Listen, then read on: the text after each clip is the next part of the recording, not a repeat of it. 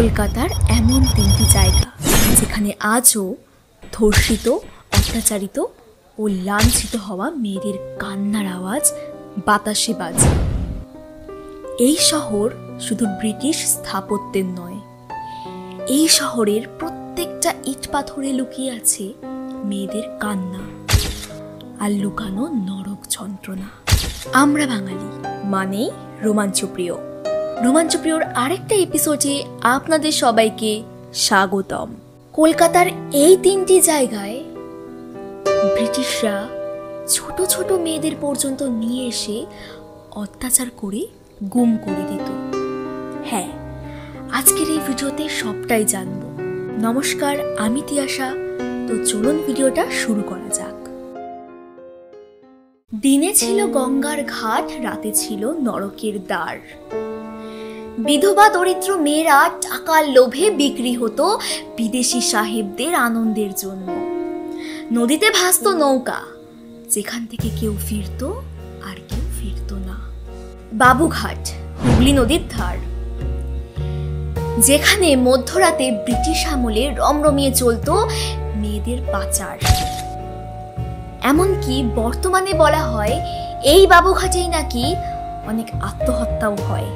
বাবুঘাট ছিল জনসমাগমের জায়গা, যেখানে রাত হলেই চলতো লেনদেন আর মেয়েদের নিয়ে ব্যবসা। বিশেষ করে ছোট ছোট অল্প বয়সী মেয়েদের কিংবা বিধবা স্ত্রী কিংবা দরিদ্র মুসলিম মেয়েদের বিক্রি করে দেওয়া হতো বিদেশি সাহেবদের কাছে। ব্রিটিশ সাহেবরা নাকি প্লেজার বোট বা ভাসমান পতিতালয় নিয়ে আসতো নদীর মাঝে, যা নদীর মাঝে ভাসতো শুধুমাত্র তাদের বিলাসিতার জন্য, এবং এখানে মেয়েদের নিয়ে চলতো রমরমিয়ে আনন্দ। এখানে যে মেয়েরা একবার ঢুকতো তারা কিন্তু আর কখনোই বের হতে পারত না। এমনকি এই বাবুঘাটের মাধ্যমে কিন্তু ব্রিটিশরা তাদের আনন্দের জন্য মেয়েদের নিয়ে আসতো এবং তাদের পুতুল বাড়িতে নিয়ে গিয়ে তুলতো। এবং এর পরের পার্টেই কিন্তু আমরা বলবো পুতুল বাড়ির কথা। আচ্ছা, পুতুল বাড়িকে কেন্দ্র করে তো আমরা অনেক কিছু শুনেছি, অনেক ভিডিও দেখেছি, কিন্তু আপনারা কি জানেন কেন পুতুল বাড়িকে কেন্দ্র করে এরকম ভৌতিক কথা রটেছে, বা পুতুল বাড়িকে কেন ভৌতিক স্থান হিসাবে আখ্যা দেওয়া হয়েছে? কি এমন আছে বা কি এমন হতো এই পুতুল বাড়িতে?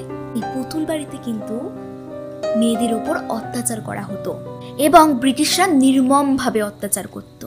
তাহলে চলুন সবটা শুনে নেওয়া যাক। জানালায় দাঁড়িয়ে থাকা এক নারী, চোখে কাঁচ পুতুলের মতো চাহনি। এই বাড়িতে নাকি আসতো সাহেব জমিদাররা, আনতো মেয়েদের নাচের নাম করে, কিন্তু ফিরতো না কেউ। আমরা আগের পার্টে জানলাম কিভাবে বাবুঘাটের মাধ্যমে সমাজের কিছু দরিদ্র, অসহায় ও সুন্দরী মেয়েদের আনা হতো সাহেবদের আনন্দের জন্য, এবং এই মেয়েগুলোকে এনে রাখা হতো পুতুল বাড়িতে। পুতুল বাড়িতে নাকি জমিদার ও সাহেবরা যৌথভাবে কিছু সুন্দরী মেয়েদের নিয়ে আসতো, যাদের মধ্যে বেশিরভাগই ছিল সমাজের নিচু তলার, দরিদ্র কিংবা পাচার হওয়া। দিনের আলোতে চলতো নাচ গানের আসর কিংবা গান বাজনার আসর। রাতের অন্ধকারে হতো ধর্ষণ, অত্যাচার, নির্যাতন এবং সবশেষে খুন। এদের মধ্যে কেউই কথা বলার মতো পরিস্থিতিতে থাকতো না। তাদের দেহ কখনো বা নিখোঁজও হয়ে যেত, এবং নিখোঁজ কিভাবে হয়ে যেত সেটাও বলবো আজকের এই ভিডিওতে। বলা হয় ওই নির্যাতিত হওয়া মেয়েদের অতৃপ্ত আত্মাই নাকি আজও পুতুল বাড়িতে ঘোরে। লোকমুখে প্রচলিত ঘুমের মধ্যে নাকি মেয়েদের কান্নার আওয়াজ পাওয়া যায়। কখনো বা জানালার মধ্যে থেকে কোনো সাদা শাড়ি পরা এক নারীর ছায়ামূর্তিও দেখা যায়। এরকম অনেক অভিজ্ঞতার কথাই অনেকে বলেছেন। আজকে আমরা এই ভিডিওতে পুতুল বাড়িতে কি আদৌ ভূত আছে নাকি নেই এটা কিন্তু তুলে ধরিনি। আমরা বলেছি পুতুল বাড়ি কেন হন্টেড, এবং পুতুল বাড়িকে ঘিরে যে একটা নারকীয় ইতিহাস জড়িয়ে আছে সেটা আপনাদের সামনে তুলে ধরেছি। এবার আমরা বলবো কলকাতার ৩ নম্বর হন্টেড প্লেস, যেটা পুতুল বাড়ির সঙ্গেই জড়িত। এই ব্রিজের নিচে নাকি কারো কান্না বাজে ভোরে। লোকজন বলে গুজব, কিন্তু যারা মাঝরাতে দাঁড়ায় তারা জানে ইতিহাস চুপ থাকে না, সে শুধু কান্নায় বাঁচে। বিদ্যাসাগর সেতু বা দ্বিতীয় হুগলি সেতু, এটি কলকাতা তথা পশ্চিমবঙ্গের খুব জনপ্রিয় একটা সেতু। শোনা যায় এই সেতুর ওপর আজও মধ্যরাতে দাঁড়ালে নাকি কোনো এক ঠান্ডা গরম বাতাস অনুভব করা যায়, আর সাথে শোনা যায় মেয়েদের কান্নার আওয়াজ। এই সেতুটি ইতিহাসের পাতায় অনেক জনপ্রিয় হলেও এর সঙ্গে জড়িয়ে আছে অনেক মেয়েদের আর্তনাদ। দ্বিতীয় হুগলি সেতু নির্মাণ হয়েছিল 1979 থেকে 1992 সালের মধ্যে।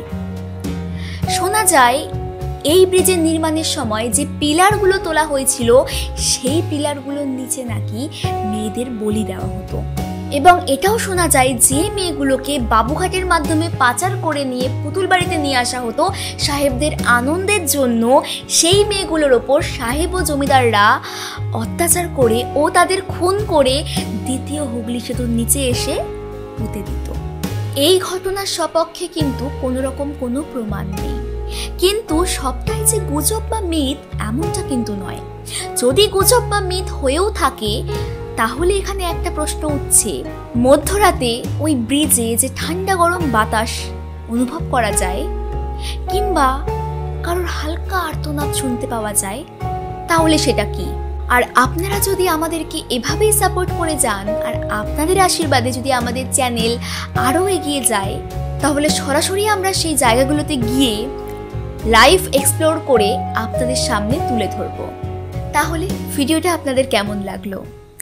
আজকে আমরা কলকাতার 3টে বিখ্যাত একে অপরের সঙ্গে যুক্ত ভৌতিক স্থান সম্পর্কে কথা বললাম এবং এর ইতিহাসটা আপনাদের সামনে তুলে ধরলাম, যেখানে ব্রিটিশরা নারীদের ওপর নির্মম অত্যাচার চালাতো। ভিডিওটা ভালো লেগে থাকলে অবশ্যই লাইক, কমেন্ট, শেয়ার করতে ভুলবেন না। চ্যানেলে নতুন হয়ে থাকলে সাবস্ক্রাইব করে দেবেন, আর ফেসবুক থেকে দেখে থাকলে ফলো করে দেবেন। দেখা হচ্ছে নতুন কোনো ভিডিওতে। আজকের মতো এখানেই শেষ করছি।